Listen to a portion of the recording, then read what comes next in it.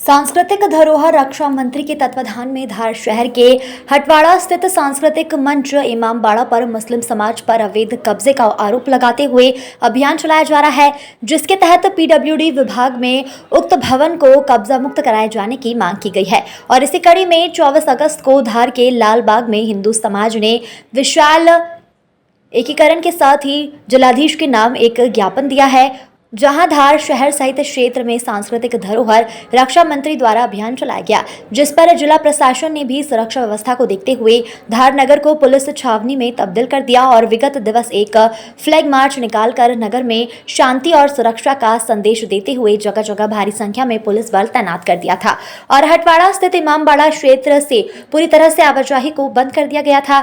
इसके साथ ही नगर में किसी भी अप्रिय घटना से निपटने वाली सुरक्षा व्यवस्था की गई थी और इसके बाद आज सुबह से ही भारी सुरक्षा बंदोबस्त के बाद बीच बड़ी संख्या में हिंदू समाज जन धार के लालबाग पहुंचे, जहां पर सांस्कृतिक धरोहर रक्षा मंत्री के सदस्यों द्वारा इमामबाड़े पर अवैध कब्जे को मुक्त कराने और धरोहर की सुरक्षा सहित जन जागरण को लेकर लोगों को संबोधित किया गया। जिसके बाद लालबाग से कलेक्टर परिसर तक एक विशाल रैली निकाली गई, जिसमें हजारों की संख्या में हिंदू समाज के लोग शामिल हुए, जो निर्धारित नारेबाजी करते हुए कलेक्टर कार्यालय पहुंचे, जहां परिसर के बाहर ही कलेक्टर ने समिति से ज्ञापन लिया और प्रशासनिक नियमों के तहत समय अवधि में कार्यवाही की बात कही है। इसके बाद उक्त जन जागरण अभियान की रैली समाप्त की गई। वहीं आयोजकों ने सभी पहुंचे हिंदू समाज जनों का आभार भी जताया। वहीं कलेक्टर एसपी ने धार शहर वासियों से शांति की अपील की।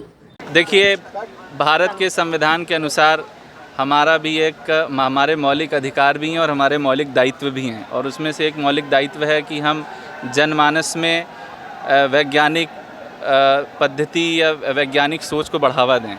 मैं जिले वासियों को चंद्रयान 3 पे कल 23 अगस्त को जो लैंडिंग हुई है उसके लिए सभी को बहुत बहुत शुभकामनाएं देना चाहता हूं, और सभी लोगों से, खासकर युवाओं से, छात्र छात्राओं से यह आग्रह भी करना चाहता हूं कि हम आज के दिन पे अपने वैज्ञानिकों को याद करें और ये हम सोचें कि हम अपने देश के लिए अधिक से अधिक किस प्रकार से उसको दुनिया का सबसे शक्तिशाली देश बनाने के लिए हमें क्या करना चाहिए, किस दिशा में जाना चाहिए, खासकर युवाओं से मैं कहना चाहूँगा।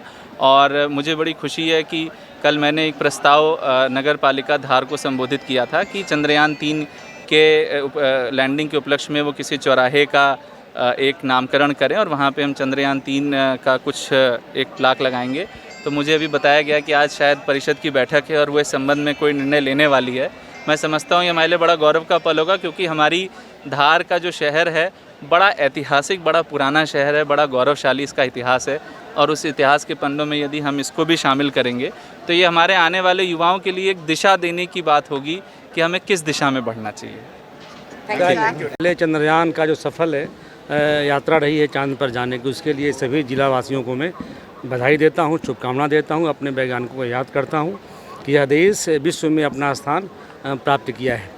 जहाँ तक धार शहर की कानून व्यवस्था की सवाल है, तो आम जनता की सुरक्षा, यहाँ की कानून व्यवस्था, यहाँ का सांप्रदायिक सौहार्द बना रहे, यह हम लोगों की सर्वोच्च प्राथमिकता है।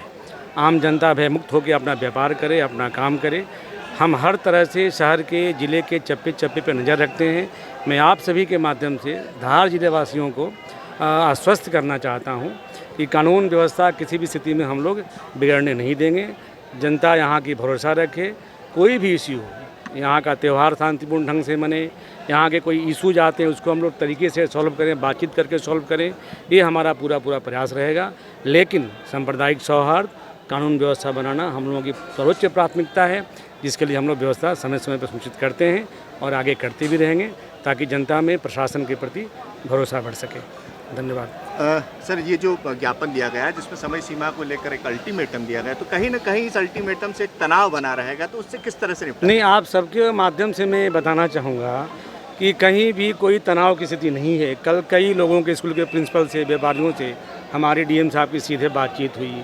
लोग सोशल मीडिया पर अफवाह फैलाते हैं, उस पर भी हम लोग लगातार नज़र रखे हुए हैं, कुछ कार्रवाइयाँ भी हम लोगों ने की है। तो मैं आप सबके माध्यम से प्रेस बंधुओं का, आप लोगों का भी काफ़ी सहयोग रहा है, मैं देख रहा हूँ। तो आप सभी के माध्यम से मैं यही अपील करना चाहता हूँ कि कोई तनाव नहीं है, कोई भय का माहौल नहीं है। एक इशू आया है जिस पर लोगों ने ज्ञापन दिया है, इसको कलेक्टर साहब बता रहे हैं कि हम लोग परीक्षण करके इसका समाधान तरीके से हल निकालेंगे। लेकिन किसी को भय होने की आवश्यकता नहीं है। कानून व्यवस्था बनाए रखना, सांप्रदायिक सौहार्द बनाए रखना हमारी सर्वोच्च प्राथमिकता है। आपके माध्यम से हम जिले की समस्त जनता से सहयोग भी चाहते हैं। आदेश का पालन नहीं करवा पा रहा है, इसलिए हिंदू समाज आया है कि वो अपना आदेश का पालन कराए। 46 साल से अपने आदेश का पालन नहीं करा पा रहा है। क्या असल मुद्दा क्या है?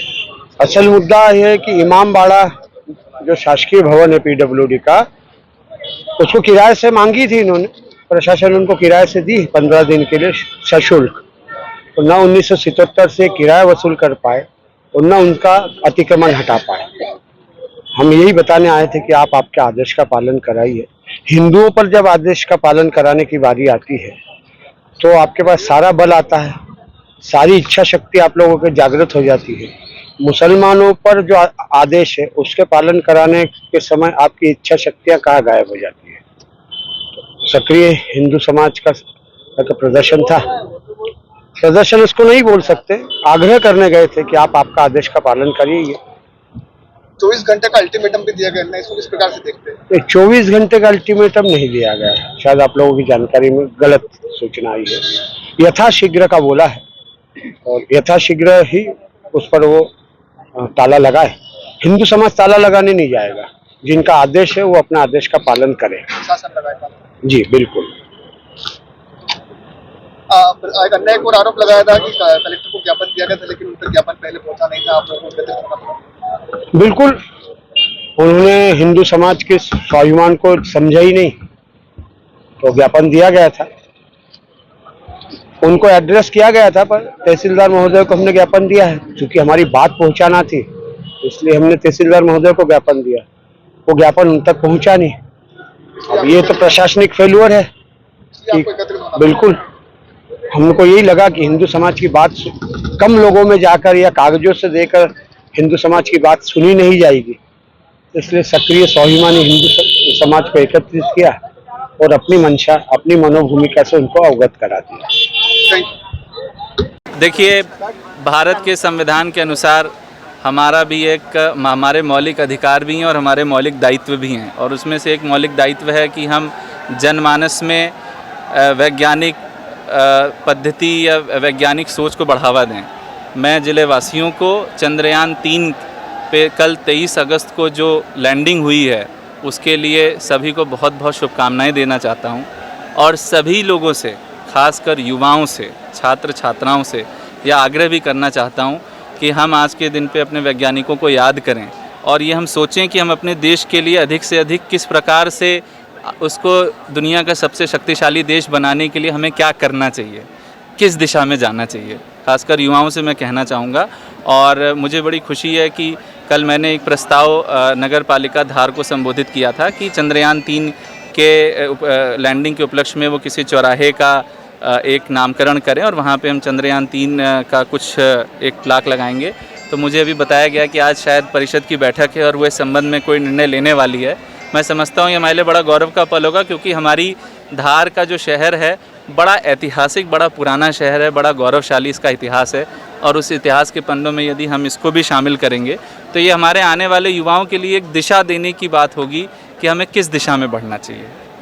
पहले चंद्रयान का जो सफल है यात्रा रही है चांद पर जाने की, उसके लिए सभी जिला वासियों को मैं बधाई देता हूँ, शुभकामना देता हूँ। अपने वैज्ञानिकों को याद करता हूँ कि यह देश विश्व में अपना स्थान प्राप्त किया है। जहाँ तक धार शहर की कानून व्यवस्था की सवाल है, तो आम जनता की सुरक्षा, यहाँ की कानून व्यवस्था, यहाँ का सांप्रदायिक सौहार्द बना रहे, यह हम लोगों की सर्वोच्च प्राथमिकता है। आम जनता भयमुक्त होकर अपना व्यापार करे, अपना काम करे। हम हर तरह से शहर के, ज़िले के चप्पे चप्पे पर नज़र रखते हैं।